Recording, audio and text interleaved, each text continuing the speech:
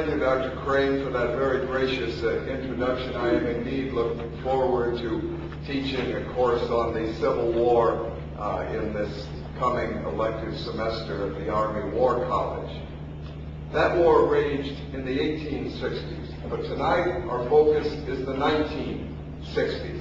Also in a war involving North against South, a war with many dimensions of civil war, and yet also a war with many dimensions of an international war, just as our own Civil War had 100 years earlier. This war received much attention at the time and has drawn much scholarly interest ever since, an interest that has included very insightful and thoughtful reinterpretations of the standard orthodoxy. And tonight we are exceptionally fortunate to hear such a reinterpretation.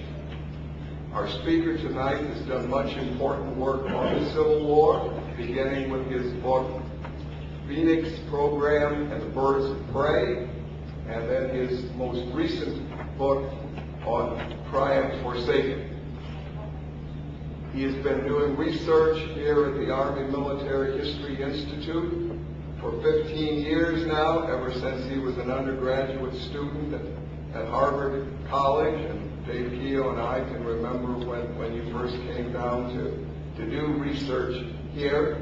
He went on to earn his doctorate at Cambridge University. He has taught at Cambridge, at Ohio State University, at Texas A&M.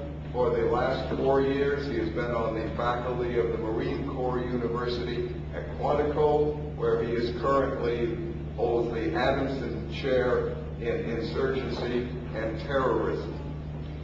Please join me in welcoming Dr. Mark Moyer, who will speak to us on Triumph Forsaken, Vietnam, 1954-1965. Dr. Moyer.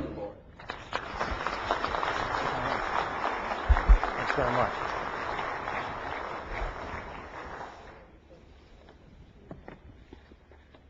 Well, hello. Thanks to all of you for coming. It's great to see such a big audience here. And as he mentioned, I have been coming here for quite a while to do research. I used to spend a lot of time in the older facility. This is a great new facility you have here, and it's a privilege for me because, speaking to the Marines, we usually can only afford tents or other such structures. I'm going to talk a bit first about the book and kind of how it came about, and then go over some of the key points in the book, particularly the second book, Triumph Forsaken. As you mentioned, too, my other book, Phoenix Program, was just republished, and you're welcome to ask about that. But I'm going to focus the talk on Triumph Forsaken, the one published most recently. As Dick mentioned, I started working on Vietnam when I was an undergraduate at Harvard University, and I started off taking a course on the Vietnam War, and the class, as I came to see it, focused on basically the position of the anti-war left and its interpretations of the war. And one of the professors had been a member of the anti-war movement, and the readings almost entirely supported that point of view. And it was kind of taken for granted that this was the accepted truth of this. But during that course, and then as I started working on my senior thesis on the Phoenix program, I found a lot of information that suggested there were some problems here. And so I decided to switch over to American history. I was actually a European history major. Originally, I was interested in World War II, but I got off into Vietnam, and I've been there ever since. When I worked on the Phoenix program, the public perception of that program was that it was an assassination program that killed lots of innocent civilians and caused a lot more harm to our cars than it did good. But I found out, in fact, that it was generally fairly effective. Most of the excesses were reported by people who actually were not Vietnam veterans at all. And if you're interested in that subject, I'd recommend a book to you by a good friend of mine called Stolen Valor, which talks about how much of what we know about Vietnam is based on phony veterans who have gotten the attention of publishers or journalists. And I started working on Triumph Forsaken in 1999. I actually went to business world for a while in between these two books. But it started off as a general history of the war, and I was going to do what most people do when they write one of these general histories, is they take the more specialized books that have been written on that subject and they synthesize them. I started doing that, though, and I wanted to complement that with some of my own research, but the research I did on my own led me to believe that, in fact, the whole large body of work on Vietnam, for the most part, was either missing things or it had distorted the historical record. And so what I did was I decided to go to the archives and do all the research myself, which is what one of the things that brought me back here again. But I basically came to the conclusion that you should trust nothing but the original source document. And that greatly expanded the amount of time it took to do this. I was planning to do the whole war in about 5 years, and it took 7 years just to do the first half of it. And I'm now working on the 65 to 75 period. The other thing that happened, too, was that a friend of mine was able to get a hold of a lot of histories from the Vietnamese communist side, which really had not been covered. A few of these had been looked at by a few scholars, but there was this great volume of material that people had just missed. And when you look at that, when you start to look at the war from the other side, there's tremendous new insights that you can gather from that. Now, Vietnam, of course, has gained a lot of attention in the last few years because of Iraq. Some people have asked me if I wrote it because of Iraq, and the answer is no. I actually started it well before, and in fact, I really do not try to make points in the book that would guide what we do in Iraq. Now, there are certainly similarities between the two, and I'll talk about a few of those as we go along here, because I think they are important. In fact, I have an article on the Vietnam-Iraq comparison that will be in the New York Sun probably tomorrow, which you can see online. One of the big things we hear, of course, is that Iraq was a huge strategic mistake, just as Vietnam was. My response to that is that it takes decades of looking back, and it takes the actual end of the war for you to really pass judgments on that subject. I mean, if you look at Vietnam during the war, you'll hear a lot of the same things people are saying about Iraq now. And Triumph Forsaken came out 41 years after the decision to go into Vietnam in 1965. And there's a lot of evidence in there that had been missed, which fundamentally changes how we rethink the war. So I think clearly with Iraq there were a lot of unforeseen problems, but again, we still don't even know how that war is going to turn out, what the long-term consequences are going to be, and there's also certainly going to be more information about the enemies of the United States coming out in the next decade. So I think we need to avoid rushing to judgment. So let me talk now about why Vietnam, in fact, was strategically important, contrary to what most historians have written. The prevailing view of Ho Chi Minh, who's the leader of the Vietnamese communists, was that he was really a nationalist at heart rather than a diehard communist, and that, in fact, the United States should have used him much like we used Tito against the Soviets, that we could have actually joined forces with him because he didn't really like the Chinese, and we should have played them off against each other rather than supporting the South Vietnamese, who were our non-communist allies. And you go back and look at Ho Chi Minh in depth, as I did, you find a lot of problems with this idea of him being a staunch nationalist. For one thing, when he talks about his political formation, he makes repeated references to Lenin's internationalism. Lenin very much emphasized that the revolution had to be a global one, that national concerns had to be subordinated to the greater good of the movement.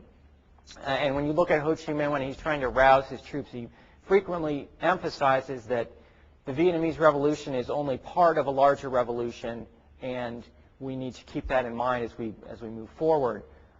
We also know now that he was actually involved in the founding of several communist parties in other Southeast Asian countries. We know, too, that in fact he denounced Tito, believing that he had forsaken the communist movement, that it was a big mistake to put your national interests before those of the international movement. When the Hungarians, 1956, decide they want to have a more nationalist form of communism, the Soviets come in with tanks, kill tens of thousands of people. Ho Chi Minh applauds this. He thinks this was the right thing to do because communist countries should not be trying to break from the Soviet Union or China. In the name of communism and communist policy, he kills tens of thousands of innocent civilians, particularly in his land reform campaigns where he tried to equalize the distribution of land among the peasants. And if you look at how he sets up the North Vietnamese society, North Vietnamese government, it's very much along doctrinaire Marxist-Leninist lines. Now, another part of the orthodoxy, as I said, maintains that North Vietnam and China were historical enemies, and if only we hadn't been so stupid, we would have figured this out, and we could have played those two off against one another. But despite the fact that this view is so often thrown out there, there hasn't been much attention paid to what that traditional relationship actually was. You'll hear that Vietnam and China had been at war for thousands of years. Well, if you look back in the 1,000 years before Vietnam War, China and Vietnam had fought each other a grand total of 3 times. So clearly not this long history we've been led to believe. We also know that China was the protector of Vietnam, but Vietnam was a vassal paying tribute to China. And in return for that tribute, China was obliged to help the Vietnamese against foreign aggressors. So when the French came in the 19th century, Vietnamese actually called on the Chinese to come help them throw the French out. And the Vietnamese and Chinese worked closely together on that, ultimately unsuccessfully. Ho Chi Minh himself was on very close terms with the Chinese communists. We know, in fact, he was serving in the Chinese army during the early stages of World War II. When you get to 1954, China is at the end of the war between between France and Ho Chi Minh's Viet Minh. The Chinese are providing prodigious amounts of support to the Viet Minh army. We now know they had about 100,000 logistical troops and 1,000 trucks helping bring materiel to Dien Bien Phu. And we know from their conversations how closely they worked with each other.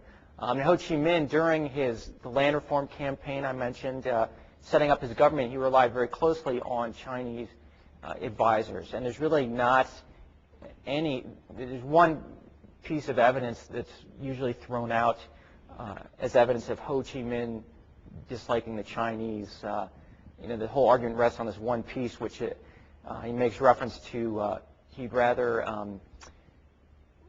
only have to deal with the French for a few years than with the Chinese for 1,000 years. But it turns out when he said that, number one, China was actually controlled. It was when Chiang Kai-shek was in power, so Chinese were not his friends then. And again, too, Ho Chi Minh was a master of pulling the wool over the rugs of unsuspecting naive Westerners, especially.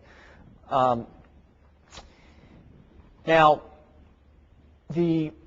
when you look at Vietnamese history over time, it's not, in fact, what the communists claimed it to be, which was this continuous defending against foreign aggressors. In fact, there's very little of that, and what you find is that Vietnamese history is almost entirely of civil warfare between different Vietnamese, constantly fighting it with each other, lots of bloodshed and gruesome things going on. And oftentimes those Vietnamese factions would bring in outside support to help them get what they wanted, whether it was from the Chinese or from the Dutch or the French or whomever. And so the Vietnam War is a continuation of that. You've got Ho Chi Minh on the one side, North Vietnam, and on the other side you have the nationalists led by Ngo Dinh Diem in South Vietnam, who take power in 1954 when that war ends between the Viet Minh and the French. The principal rationale for the United States intervening in Vietnam was the so-called Domino Theory, and there have been some scholars who claim that maybe there were some other things like, Johnson was trying to prove his manliness or what have you, but I think it's fairly well established that the Domino Theory was the primary reason, and that people of different persuasions will accept that. But where I differ from most of them is that I argue, in fact, the Domino Theory had a good deal of validity to it. Now, the argument that's raised against this Domino Theory is that, well, you look at 1975, the South Vietnam falls to the North Vietnamese, and you don't see lots of other countries in the area falling to communism. Sure, you've got Cambodia and Laos, and a few million people were killed, but the rest of Asia doesn't fall, so Domino Theory wasn't valid. Well, the argument I make is that things are enormously different in that area in 1975 than they are in 1965. There's a great deal that happens as a result of Vietnam to change that. And you have the Sino-Soviet split widens as a result of Vietnam, which leads to accommodations with the United States. You have the Chinese Cultural Revolution starts shortly after the U.S. Leaves Vietnam, greatly debilitates China. You have a civil war in Cambodia that starts, which will lead to tension between the Vietnamese and the Chinese. So what you really need to do is look at 1965 and what's going on then, and not just talk about 1975. And what you see in 1965 is that the North Vietnamese and the Chinese are very actively seeking to promote communism across Asia. And there's this common myth, actually, if you've seen Robert McNamara, he will get up and talk now about how there was this myth that the U.S. believed there was a communist monolith. But if you look back even to what McNamara himself says during this period, there was a recognition that China and the Soviet Union were at odds with each other. But China and North Vietnam were not at odds with each other. In fact, we have their conversations of them talking about how they're going to take Vietnam and then move on to other places like Thailand. We don't have that in 1975. As I mentioned, China's debilitated, and China and North Vietnam are now enemies in 1975. Another very interesting thing about the Domino Theory is that, given its importance, you would think that people had spent time actually looking at these other countries, and it turns out they haven't. So what I did as part of the book, and this took a good amount of time, is look at what's going on in the other countries of this region in 1965. Countries like Thailand or Malaya or Australia, South Korea, Indonesia. And it turns out that these countries have tremendous fear of communism, and most of them are actually begging the United States to intervene in Vietnam, which is something that has really been missed by most people. But they actually recognize this communist menace. People will point to the fact that, well, a lot of these countries didn't provide troops. It was mostly the U.S. That's only partially true. I mean, South Korea does end up providing about 50,000 troops. The Australians provide a good number. Now, some of the other countries, we actually turned down their offers of troops. For instance, Taiwan wanted to actually join with us in an invasion of North Vietnam, and we told them, we think the Chinese will view this as reigniting the Chinese Civil War, so we don't want your troops. We told the Philippines, you guys don't have the forces of sufficient competence to do this, so we don't want yours either. Now, one of the big pieces that's been missing too on Vietnam is what's going on in Indonesia at this time. And if you look at the index on a book on Vietnam, most of them you won't even see the word Indonesia appear. But Indonesia was very much on the minds of the President Johnson and others in his administration.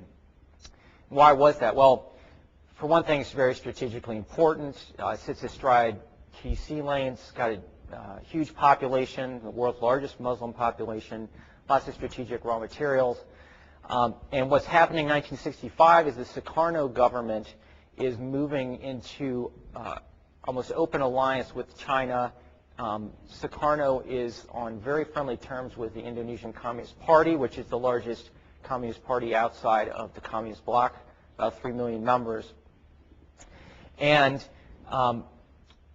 I found and cited in the book a conversation where one of the leaders of the Indonesian military comes to the United States and says that what you do in Vietnam is going to determine the fate of our country and in the rest of Asia. And he specifically talks about how there's a fear on the military has some anti-communist elements, and they're afraid that when Sukarno dies, which could be sometime soon, that there's going to be a showdown between the military and the Communist Party. And he indicates that, in fact, what the military does at that point is going to depend on what the U.S. does in Vietnam. Of course, there is a coup that occurred September of '65, in which the communists are decisively defeated, and the Sukarno eventually gets thrown out. This is probably the biggest victory in the Asian Cold War for the United States. And I found documents too talking about some of the leaders of this movement actually said that they would not have done that had the United States not gone into Vietnam.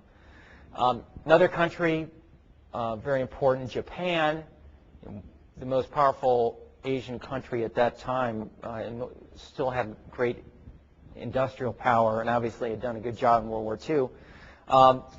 June of '65, the American ambassador there is Edwin Reischauer, who is far from being a Cold War hawk, but he actually, June of '65, says that if the United States goes down in South Vietnam, that Japan is going to move to the left politically, and they are going to seek to terminate their security arrangements with the United States, which certainly would have been disastrous for the United States.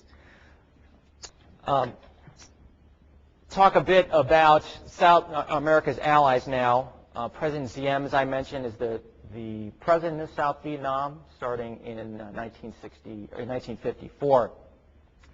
And he's an authoritarian ruler, and he takes a lot of heat, especially from the U.S. press for that. But I argue, in fact, that given the situation at that time, and he comes in at a time of civil chaos, opposition to the government, that in fact that was necessary to restore order. And Vietnam was a country without any sort of traditions of liberalism as we would think of them, and there were Americans who were pressuring them to liberalize very quickly at a time of civil war, which I just think was unrealistic, and I think we've encountered some of those problems again in Iraq. Diem, in the late 1950s, there's a period of peace. The communists try to organize politically. They think the Diem government perhaps can be knocked over without a lot of military action, but President Diem consolidates his control. He strengthens the military. And in the late 50s, he wipes out the communist stay-behind agents who had stayed after the end of the war in 1954. And so in 1959, and this is increasingly clear from the communist documents, that they saw they were being beaten so badly that they needed to fundamentally change their strategy. So they decided to move towards an armed insurgency, which essentially kicks off in 1960. And that movement, when it starts, is strikingly effective. They go after the leaders of the South Vietnamese government in the villages, and kill a lot of them. A lot of them are driven away. And there's a lot of controversy about why is it that the South Vietnamese government is not performing well. There is one school of thought is that they were just too focused on their regular army, and the Americans had tried to get them to build this regular army to fight a conventional war, and that wasn't the right thing to do. I take issue with that because, for one thing, Diem actually had other forces that were supposed to do this counterinsurgency mission. They're called the Self-Defense Corps and the Civil Guard, and they were supposed to control local security. And the army was designed to meet the threat of a North Vietnamese invasion, which was certainly a possibility, and we'll see that's ultimately what happens. And they did need a conventional army to meet that. But the problem was that these militia units that were created to fight the insurgents, number one, they had poor leadership, and that was because when Diem came into power, he inherited a class of officials who had risen to power during the French period, and they, for the most part, were corrupt, ineffective, lacking in inertia, and these are the people who were supposed to run these units. And then the other problem with these units is that they lack funding. Shortly before the war starts, the American ambassador actually cuts the funding for these units because he thinks there's not a big threat of an insurgency, and at this time, too, Congress is cutting aid in general. And then the last thing that's done, too, with these units is there's a group from Michigan State that is brought in to help train them. And U.S. Army argues that these militiamen should really be more of a sort of National Guard unit and be armed with rifles. The Michigan State group thinks they should look more like the Michigan State Police. And they prevail on that, so they arm these policemen with pistols and nightsticks, which just turn out to be completely ineffective when the insurgents come along with their submachine guns and assault rifles. Now, there's a big change in 1962, which, again, another part of the war that hasn't been appreciated. And there's two parts of it. One is the Strategic Hamlet Program. And what that was an effort to consolidate the population and build local security. And there was actually not a lot of moving the entire population. That had been tried initially. It didn't work very well. So the main emphasis on the program was to bring in a full-time militia and governing force into the villages, have them there 24/7 so that the insurgents couldn't sneak in at night as they usually did. And these people were of a new generation of leaders that Diem had begun cultivating in the 50s, but they were just now sort of coming of age. And they did very well in defending these hamlets, and the communists made very clear that this was very damaging to them. And the other thing that's going on, too, is that you have leadership improvements on the other South Vietnamese armed forces. So they're doing a much better job of going around and going after the Viet Cong when they're not actually present at these villages.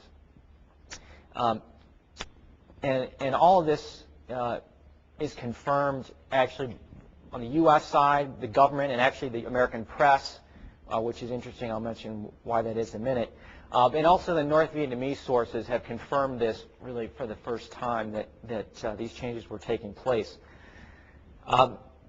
Things, however, start to turn sour for the South Vietnamese government in 1963 as a result of the so-called Buddhist crisis, which most famous photo of that you may remember is of a monk on fire in Saigon in June of 1963.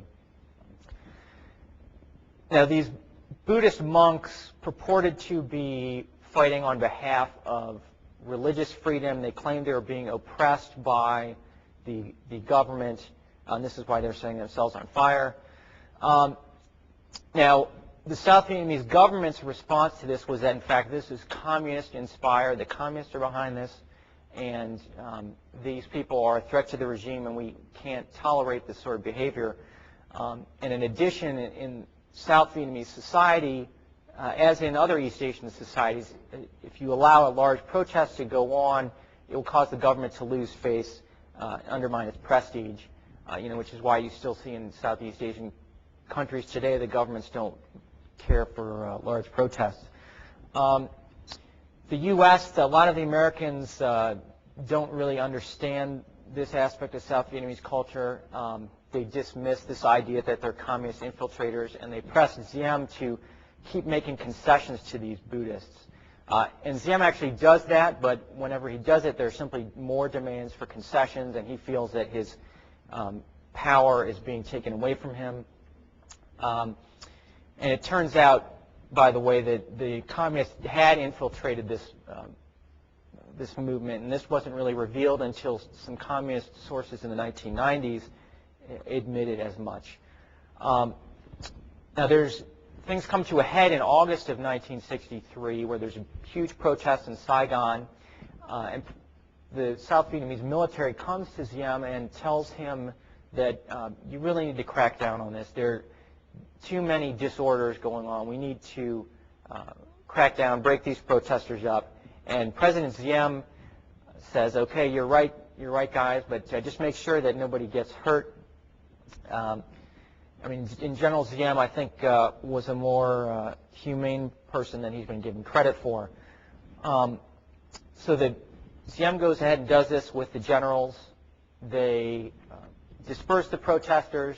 They send them back to their homes. They arrest some of the top leaders. And things seem to be going well for the South Vietnamese government. The government's prestige has been restored. But what happens then is that the U.S. government, or parts of the U.S. government and the U.S. press conclude that this has been too heavy-handed, that they ought to be tolerating these protests against the government. And when that happens, the South Vietnamese generals start telling the Americans that they had nothing to do with all of this, and it was President Diem's idea. And some of the Americans buy this. There's been controversy within the U.S. government. The press very much pushes this line. And so what ultimately happens is the U.S. decides we're going to turn against President Diem and give power over to these military generals who are actually the people who did what we didn't want them to do. Now, the press at this point assumes an even bigger role. The two really key figures in the press at this time are David Halberstam, who at that time was working for the New York Times, and Neil Sheehan of UPI. And these are both young reporters in their 20s, pretty inexperienced, but they, in the past year leading up to this time, have become disillusioned with the South Vietnamese government, primarily because the South Vietnamese government has tried to put restrictions on what they can see, and these young journalists believe that they have a right to everything. Again, this is partly cultural. East Asian governments generally don't like to show all their secrets to the press. They get a lot of their information from Vietnamese cafe intellectuals who are a fairly small group, but they're very influential because they speak English and they tend to hang out the same places that the Americans go. One of them, named Pham Nguyen An, was actually just recently the subject of a book, but it turns out he was a communist spy and was feeding them misinformation.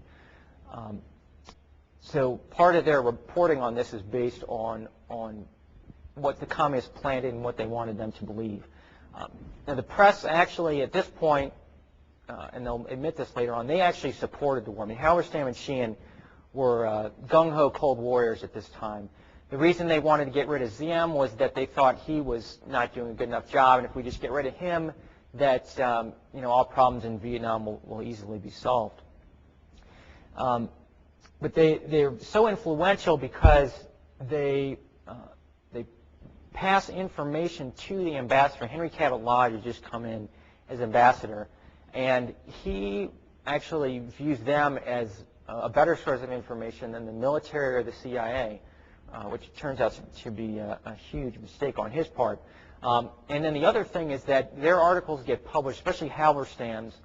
They get published and they get translated quickly into Vietnamese, and the Vietnamese elites read these and they take these as indications that the U.S. government has lost confidence in the Diem government.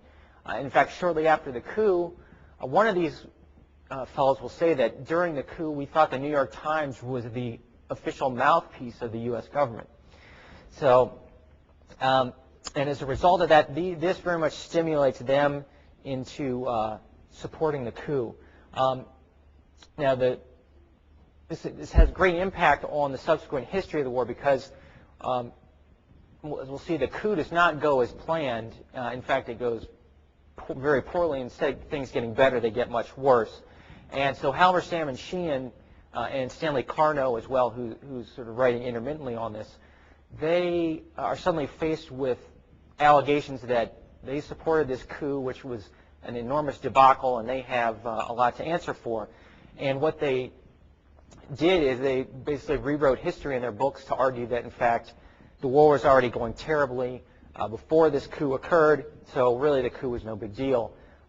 But as I mentioned earlier, I mean, the war is going very well all the way up until this coup, and then it quickly goes downhill right after the coup. JFK at this time is starting to pay more attention to Vietnam as this coup is approaching. He's quite hesitant. His most influential advisors, McNamara, Maxwell Taylor, and so his brother Robert Kennedy, they are opposed to a coup.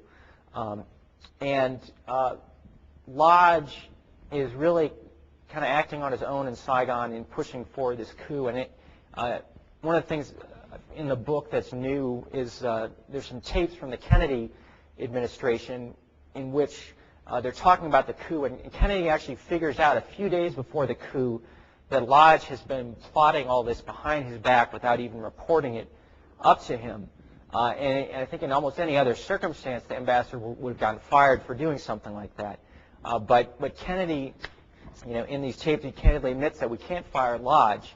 And the reason they can't fire Lodge is that he is the leading contender for the 1964 presidential nomination for the Republican Party, and he's very afraid that Lodge would come back and try to use this against him in the campaign. So he does try to tell Lodge to back things off, but Lodge pushes him off, delays, and eventually lets the coup proceed. So the coup goes ahead on November 1st, 1963. President Diem is assassinated. The U.S. didn't really expect that to happen. At least President Kennedy did. I think Lodge did. But Kennedy is shocked by all this. We know he was traumatized for days and days after this. I also mentioned briefly, there's this idea that Kennedy was planning to withdraw had he won the next election. I think the evidence doesn't support that in the least. And I think he would have, in fact, intervened later on, as Johnson did, for the same reasons. He was very much a Cold Warrior, and that Cold War rationale argued strongly for going into to Vietnam. Now, as a result of this coup, there's actually a committee of generals that's brought in. American planning for this was very poor. There was just the idea that the generals were going to run the country, but it turned out the committee system was a disaster. No one was taking charge. Nothing was getting done. A couple months later, they bring in General Kahn, who is the best of the generals. He doesn't do a whole lot better. One of the big problems they had, too, is that some of the best leaders in South Vietnam were considered to be loyal to Diem. They are all fired because they're perceived as being perceived as having been loyal to him, and as possible threats to launch another coup. And this just devastates the pacification efforts that's going on. You also have the strategic hamlets, which I mentioned, have been armed with these full-time militia. They are actually disarmed because, again, they're suspected of being loyal to former regime elements. There's also the government's no longer able to maintain order, and also they cut back on internal security because they're afraid of antagonizing the Americans. So we have more Buddhist protests, and that in turn means the government loses face. Government gets thrown out, another government comes in, same thing happens, and you have more purges with each of those. So things are really going downhill. And in 1964, the North Vietnamese are closely watching this, and they are seeing this debilitation in the South, and they start thinking more and more about making a decisive effort to win victory rather than this sort of low-scale guerrilla thing that's been going on. And that happens to coincide with some other signals that they're getting from Lyndon Johnson in the 64 presidential race. President Johnson is portraying himself as the peace candidate as opposed to the warmongering Goldwater. You have, of course, him talking about how he's not going to send American boys to go fight the war that Asian boys should be fighting, and he also starts using some academic deterrence theories and how he deals with the North Vietnamese. The Tonkin Gulf incident is the most famous example of that. There's this 2 alleged attacks on North Vietnamese boats. The first one of which we know did occur. The second one probably didn't. But in retaliation for that, Johnson launches a single airstrike against the North Vietnamese. And the military Joint Chiefs of Staff and some of the other hawks in the administration and Congress, they're urging him to hit hard and repeatedly, and Johnson instead defers to Rusk, Secretary of State Rusk, Secretary of Defense McNamara, and a few others who have been reading their political science books, which tell them that you just need to use a small dose of force, and that will be enough to deter your enemy. The most famous of these books is called The Strategy of Conflict by Thomas Schelling, which is a very interesting book. And these books in general are not really based on history. They're based on sort of game theoretical models. What would 2 rational actors do in a vacuum chamber or whatever? It turns out to be a disaster, because what happens is that when the U.S. just uses these small retaliatory strikes, the North Vietnamese actually interpret that as a sign that the United States is weak. So when you add that in with what Johnson's saying, the fact South Vietnam is going downhill, North Vietnamese in November of '64 decide it is time to go for broke, because we can beat these guys and we can beat them before the U.S. can really do much, because Johnson's just clearly not that interested right now. So they start in November '64. They send the first North Vietnamese Army units into the South, the 325th North Vietnamese Army Division. And this is another aspect of the war that's has not gotten the attention it's deserved, and I think it's particularly crucial because, again, there's this idea that there was too much emphasis on the conventional aspect of the war, but in fact, by late 1964, the conventional war is the most important part. And you see there's some big battles that have largely been ignored where the communists attacked with 1,000, 2,000, 5,000 regular troops, and there's just no way you can try to withstand that without a large conventional force of your own. And we also see the communists in their own writings are talking about how they need to be able to defeat the South Vietnamese conventional forces in order to win the final victory. And the conventional victories mount for the North Vietnamese. They start really beating up the South Vietnamese Strategic Reserve, which are the Marine and airborne units, which are shuttled around from place to place. And the Vietnamese communists specifically reference these units, that they really need to wear down these Strategic Reserve units, because once they're worn down, they can go attack Saigon or somewhere else without a reserve unit coming to assist them. And it's as a result of this military collapse that in June of '65, Lyndon Johnson decides that he's going to intervene in the war. President Johnson, I fault him for missing some important strategic opportunities. Again, I think he went into the war largely for the right reasons, but the way it's conducted is, I think, leaves much to be desired.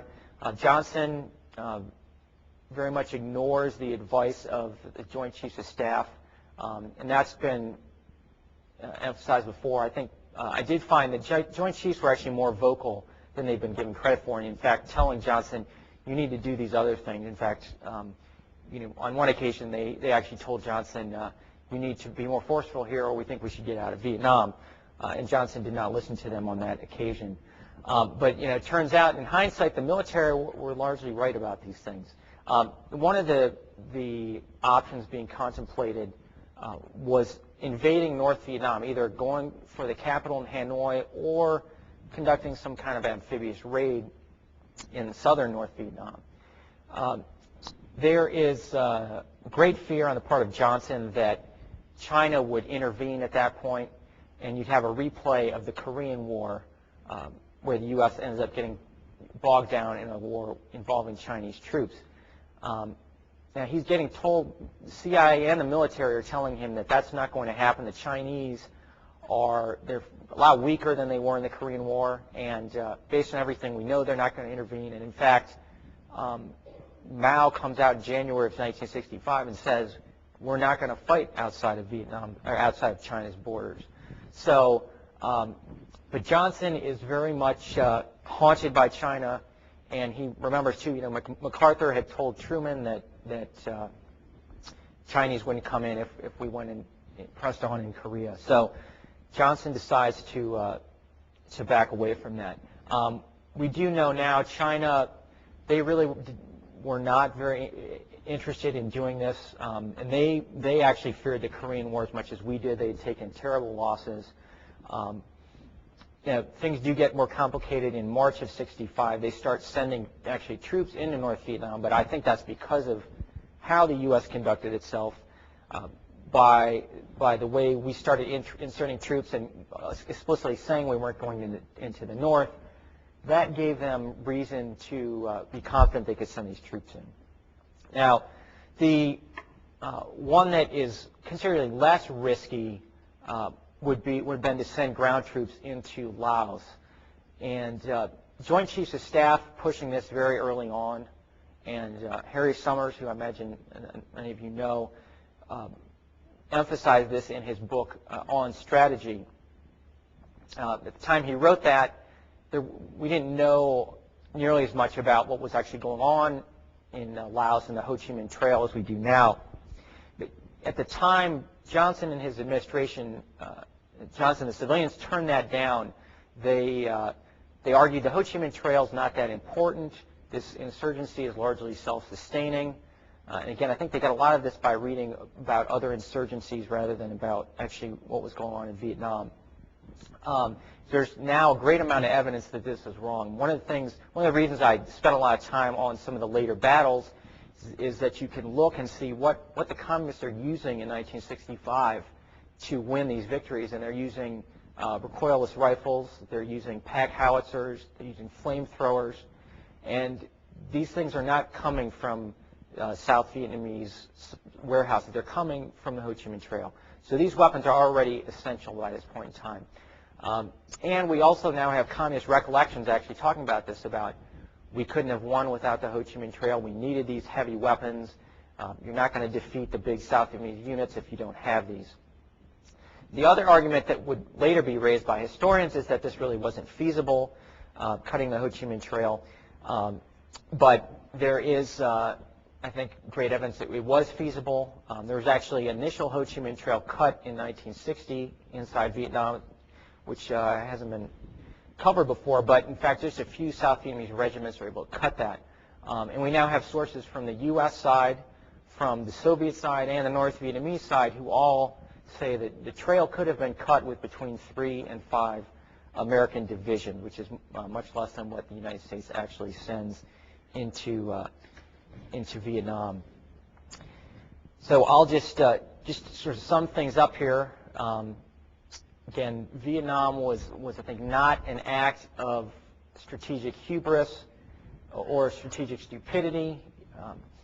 It was, I think, essential for the United States to hold its position in Southeast Asia. And we can't predict with absolute certainty what would have happened, but looking back at the situation through American presidents' eyes in 1965, there's lots of indications that things would go terribly wrong in Asia for the United States if you withdrew. And I think that for that reason, among others, we owe our Vietnam veterans a greater debt of gratitude than we've given them before. So I'd like to thank all of the the veterans of you who have come here tonight. And I hope if you haven't read the book already, you will read it, because I've gotten, it's been very gratifying to hear from a lot of veterans who have read it and found it meaningful. So I'll like to thank you now, and we'll take your questions.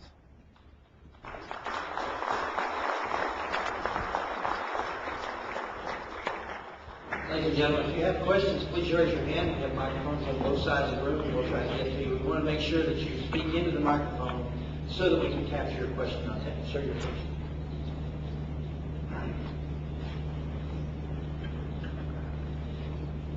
Dr. Moyer, you indicated that things began to go downhill in November 1963 after the Vietnamese decided to change strategy. This is pure speculation on your part. What would have been different had John Kennedy not been assassinated in November of 1963? I think Kennedy, as I said, Kennedy was really very much a Cold War hawk. I mean, one of the things I didn't get a chance to mention, but you know, Kennedy family actually maintains a hawkish position on Vietnam, especially his brother Bobby. And you know, a lot of people are afraid that Bobby is going to sort of, Johnson himself fears that Bobby's going to kind of carry on this Kennedy legacy. You know, Bobby is very much pushing for the war in '64 and in '65. And Johnson actually thinks that if Johnson were to back off on the war, you know, Bobby Kennedy would come out and accuse him of tarnishing the legacy of Kennedy. And I think, I mean, and you know, Bobby Kennedy actually talks in his oral history about, you know, Vietnam, and his brother really viewed Vietnam as essential to the U.S. position in Asia, and I don't think that would have changed. I mean, you know, Kennedy's very insecure at this point because he had failed at the Bay of Pigs, he had given in on Laos, and he explicitly talks about how he can't afford to give, you know, another inch to the communists, and so. And as I mentioned too, things only get worse after '63, especially in Indonesia.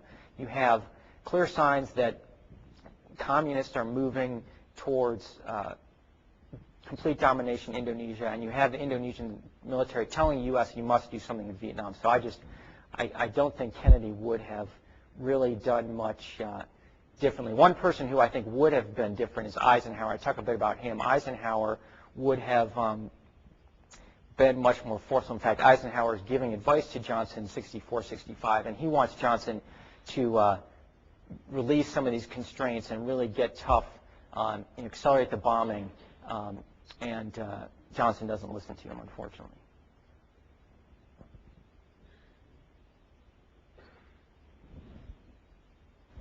You mentioned very early public perception. You started out by saying that a crop that you had seemed to lean left.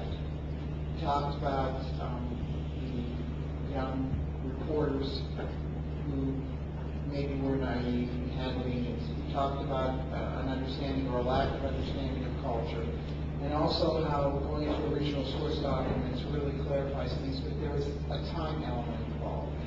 So because this is multifaceted, and because just personally, I was quite young. I was around, but I was quite young when all of this was playing out. As a young person, I didn't understand a lot of this stuff. Go anywhere you want, please, addressing public perception. How it was formed, how maybe it could have changed, how it impacted, didn't impact, in whatever venue you'd like to pursue that. You know, the public, for most of the early period, is not really paying much attention to Vietnam. It's not really till '64 that the '63 coup gets some attention, but it's really '64 with Gulf of Tonkin, and then '65 when the troops really start going there that there is that public starts getting involved. Now the public actually they recognize the position of the United States in Asia, I think, better than we've given them credit for. They understood what was at stake and the threat in other parts of the country, and they're very supportive of the war early on. I think I do fault Johnson for the way he handled himself. I think Johnson failed to lead the way that we expect presidents to lead the country in a time of war. And he's, consciously avoiding efforts to really rouse the country because he's afraid that that's going to detract from his Great Society programs, and that's something that continues all the way through the Tet Offensive. I mean, the Tet Offensive, was an opportunity where Johnson could have taken a big stand, and there was actually, after the Tet Offensive, there was support for the war actually goes up because it's viewed as kind of a Pearl Harbor incident by a lot of people. But Johnson is just very passive, and he's afraid of what this is going to do for him domestically. He's also afraid that this might overly antagonize the Soviets and the Chinese, which is another problem with Johnson. He's constantly worried about upsetting the Chinese or the Soviets, and doesn't, I think, appreciate that he had more power to influence and intimidate them than he had.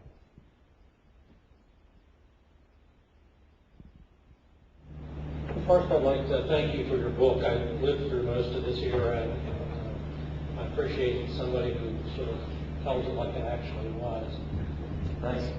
What I see, how do we prevent in this country these disinformation campaigns that basically are undermining our national security?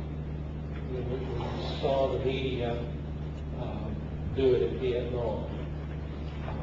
I came from a blue-collar background. There was support for the war well past when the media had given up on it. And I see the same thing happening today. And I guess, how do we prevent this? It's nice 40 years later to know what they were wrong, but didn't know much at the time.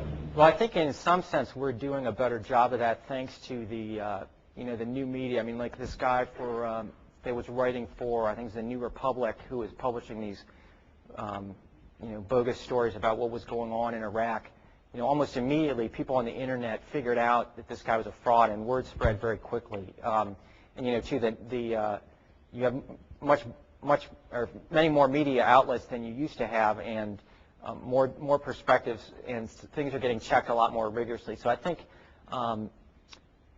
the public at large is doing a better job, and I think the military itself, the armed forces, I think they still struggle with trying to get the message out. And I know, some of the military's efforts to try to correct misperceptions are dismissed by a lot of the media as being, government propaganda, and that's just a reality that you have to deal with. I mean, I think at Quantico, where I work, we spend a lot of time talking about the military and the media, and I found, and there's cases in here too as well, that the media tends to cooperate much more with the military if they're treated properly. So what happened in Vietnam is some of the very capable Americans involved in the war basically took the position that they were so busy with all this important stuff that they didn't have time to talk to these journalists.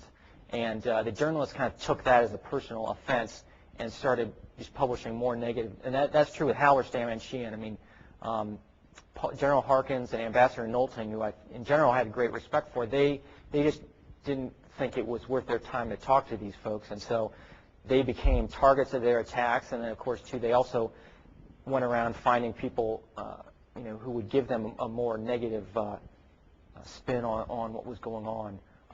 But I think, there are lots of opportunities for people in the military now to cultivate, good relationships with reporters. I mean, it's, of course, a difficult balancing act, but I think that's where you get your story out more than through kind of official press conferences.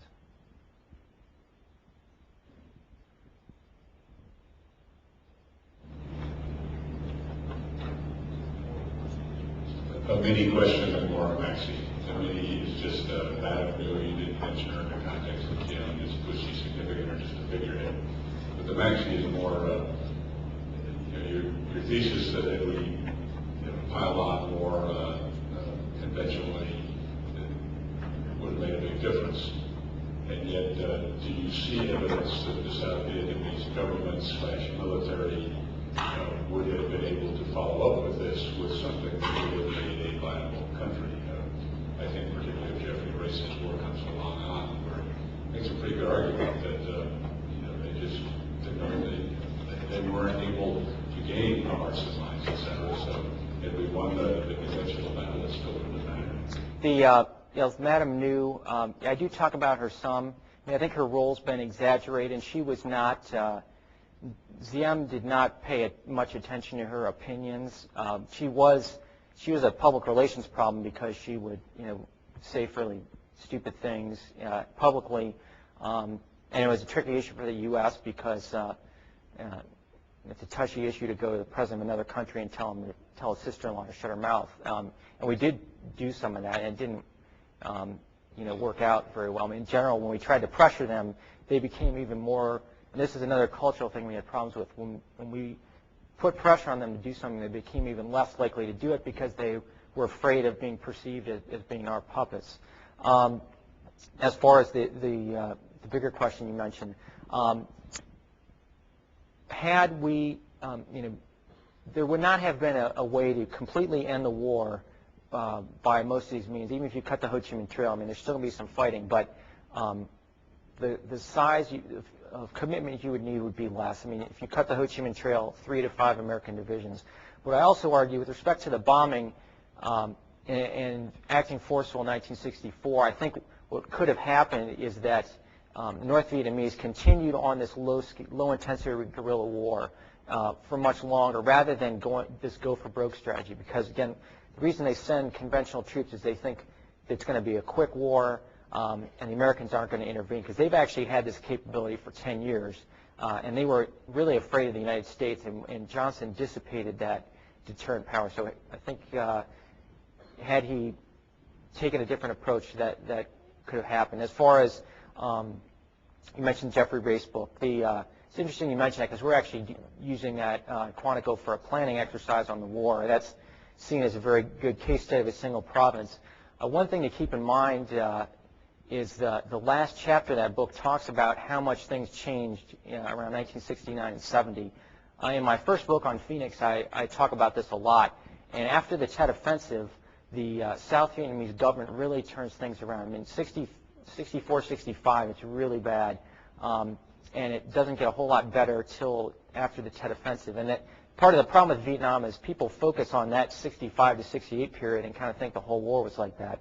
But if you look at pacification, I mean, the Viet Cong are taking a very bad beating at Tet, and in the ensuing period, they are really cleaned up pretty well. I mean, the Viet Cong is almost non-existent by 1971 as an insurgent force. They're getting almost all their manpower from North Vietnam, and again, it gets back to leadership. I mean, they start rebuilding their leadership. President Thieu, who is fully in command by 1967, brings in new people. And they really do have control over their forces. And I think the problem is, they actually, another thing I like to point out to people is that 1972, the South Vietnamese defeat a massive North Vietnamese invasion without American ground troops. Now, they have American air power and logistics, but there's a lot of veterans I know very bitter of the fact that we didn't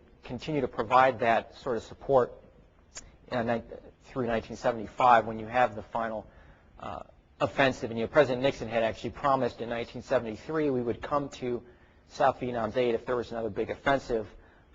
But then, of course, he ran into problems with Congress, and Congress passed legislation forbidding that. But I think, they did have a viable country. I mean, I think from 54 to 63 and from the late 60s to the end, there really was a viable government. It wasn't perfect, but, I mean, if you look by the standards of most of the other countries in the region, it wasn't bad. I think we have time for one more question.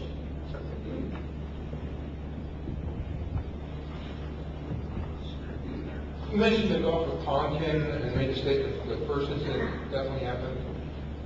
The second one was questionable. I've read lots of reports where either both happened or neither. Can you just expound on that a little bit? Yeah, well, the North Vietnamese have actually now admitted the first one happened, and there was a lot of very compelling evidence. In fact, even a few bullets from the North Vietnamese that were lodged in the American boat. The second one is a lot harder to pin down. I mean, the important thing to keep in mind is there was a lot of pretty good evidence that it occurred at the time. There were Americans on the destroyer who said they had seen a light being pointed at them from another ship. There were sightings of torpedoes, and there was these signals intelligence that indicated there had been an attack on the destroyer, and it was as a result of that the retaliation took place. So I think there was a conspiracy to kind of claim that happened when it didn't. You can see that from the military up the military chain of command, they did believe this occurred, but it wasn't until later that some of the evidence unraveled, especially the signals intelligence part. That a lot of the intelligence people concluded that actually that attack order had referred to the first attack and not the second attack. Some of the other, and the North Vietnamese have consistently denied that one, which certainly isn't conclusive, but they've admitted a lot of other things. They admitted the first attack.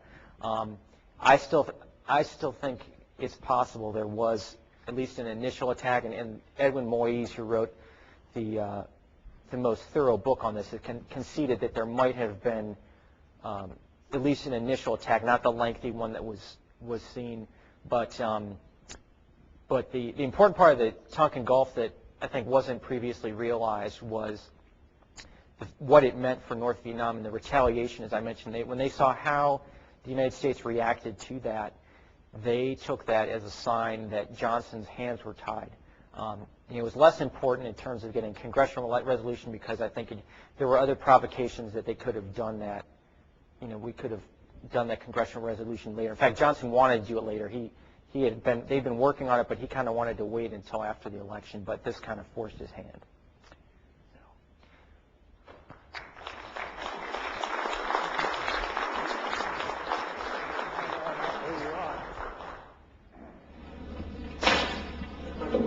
It's been a thrill for all of us here to have